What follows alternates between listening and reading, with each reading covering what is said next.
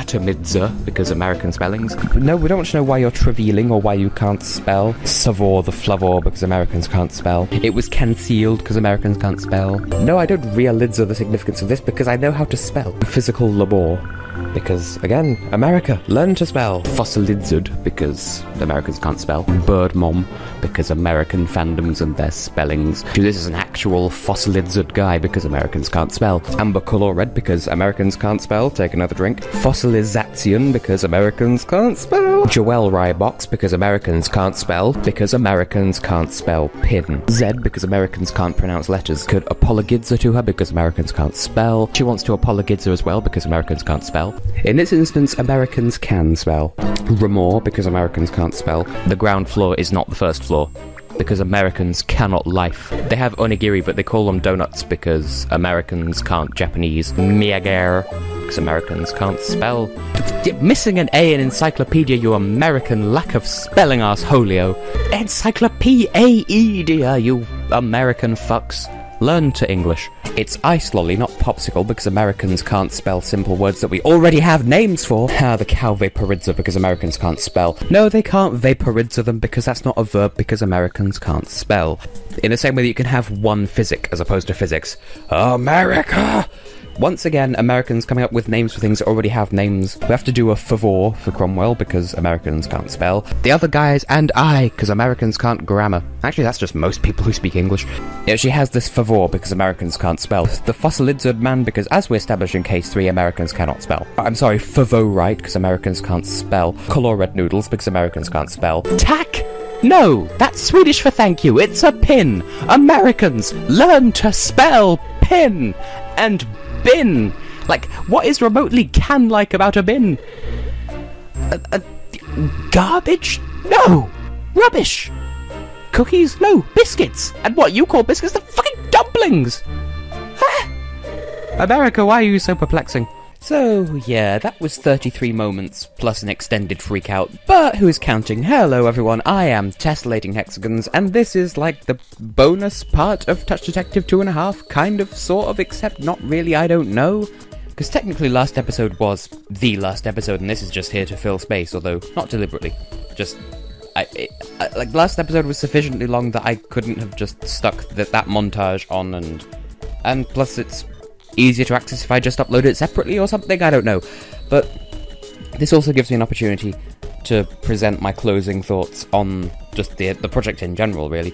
Because I had a lot of fun with this, because it's kind of a huge throwback for me, both because Touch Detective was my first Let's Play, which was just over a year ago, or, well, a bit longer than just a year ago at this point, because this game actually took about 3 months to get through, but also because I played the 2 Touch Detective games, well, these 2 anyway, like, many years ago when they were new, and just so many memories, and, like, you know, reliving those experiences and whatnot, although, granted, it's not quite the same. It wasn't in the first Let's Play, and it wasn't in this one, just because this time I had notes, I knew what I was doing. It wasn't just a case of, oh, well, how do I do this? Let me derp around for like 10 hours until I found out how to do it, because obviously that wouldn't be conducive to a Let's Play.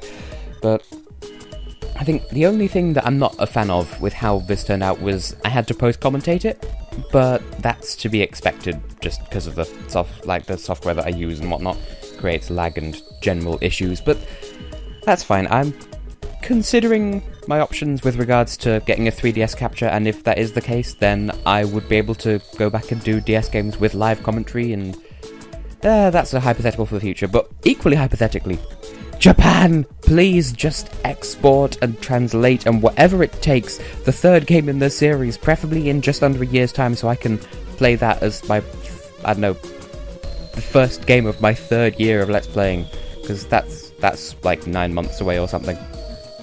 Because I've not seen very much of the 3rd game. From what I've seen, the title translates to Touch Detective Rising 3 Does Fungi Dream of Bananas? And that sounds so Touch Detective! And I'm aware that they're introducing like a rival character that's like, sort of like an anti-Mackenzie with like a dog thing or something that's like a rival to fungi or something, I don't know. That's like, I know that that's a thing, and they got some returning characters, I think including the Cornstalker and good old John the Weenie Man, but that's about the extent of my knowledge. I really want to play it, but as we saw with Klonoa Heroes Densetsu no Star Medal, if it's all in Japanese, I don't have a fucking clue what's going on, because, I mean, I speak a bit of Japanese, but not that much, hold your horses. But that's all hypotheticals and future things and stuff that's not really relevant. But this game, though, apart from the recording setup, which was cumbersome, but, you know, all things considered, wasn't that bad, I think this went rather well.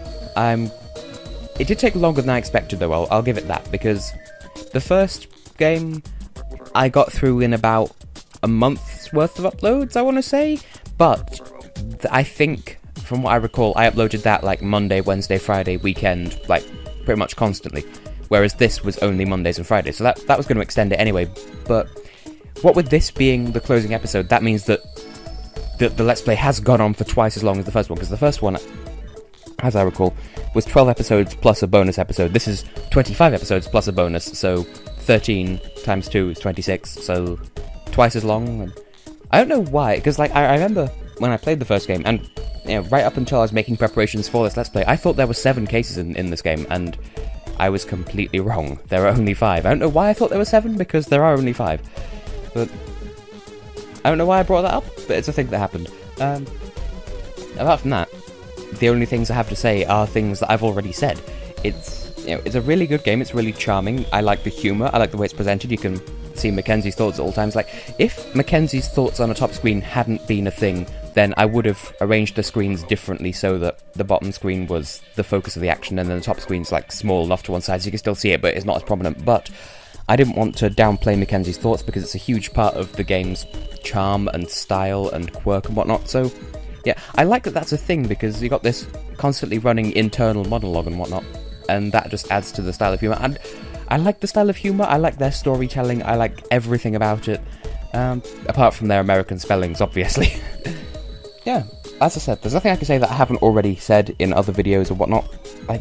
It takes everything that the first game did and does it again, or better, or, you know, anything that was wrong with the first game. There was nothing wrong with the first game, but still, they took everything that was wrong, which was nothing, and fixed it anyway.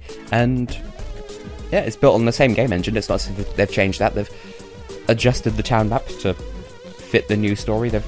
Like, the only real difference, I think, is having a running plot arc across the cases with the Cornstalker and the aliens, rather than having 4 completely standalone cases, which sort of make reference to one another, kind of, but only for the sake of character development. Like, in the first game, it takes us the first case or two to build up Chloe's character, for instance, to show that, you know, she's sort of the Peter Pan believing child. I don't know how to say it. Like the sort of, she believes in fairy tales and whatnot, and like that's established over the first 2 cases, what with, you know, her belief that the dream robbery is caused by the Mouse King or something like that.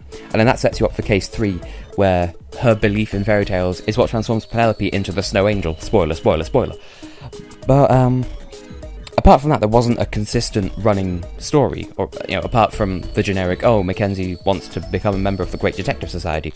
And in the second game, that's already happened, so that they give an actual recurring plot. I mean, to be fair, I'm not sure how much of a fan I am of the Cornstalker being this constant presence, so perhaps that's why I like Case 4 so much. It's this respite, because he like, in Case 3 he says, oh, I'll be back in the next case, and then he appears for all of 2 lines where he just laughs at Silver, calls him pathetic, and fucks off, and that's it. That's the fullest extent of his involvement in that case, and maybe that's why I like it, but I can't explain why I like it, but that's not the only reason, if that is a reason at all. Now, I was tempted to do some sort of, you know, rope in some fellow Lively Planeteer and do some intense, in-depth analysis of the story and what it all means and whatnot, like I did with Anodyne, but there's not that much to analyse. I mean, the deepest theory I can explore is from my March 2014 vlog, which I discussed the idea that these townsfolk look like zombies because the whole story's from Mackenzie's perspective. Like, Dover isn't really a cute-ass shark, he's actually just this really gruff guy who acts like one. Beatrice isn't really this peacock woman thing, she's just a really, mother pigeonly woman or something like that. Like, it's from Mackenzie's imagination with, you know, perspective and shit. But that's the only theory that I can express about the game, because most of it is just a happy little narrative. So yeah, I can't recommend it highly enough in case that wasn't obvious, and I really want to play the third game! And I'd be tempted to do a blind run of it if I could have it in English and would be able to 3DS capture it, because it's for the 3DS, not the regular DS.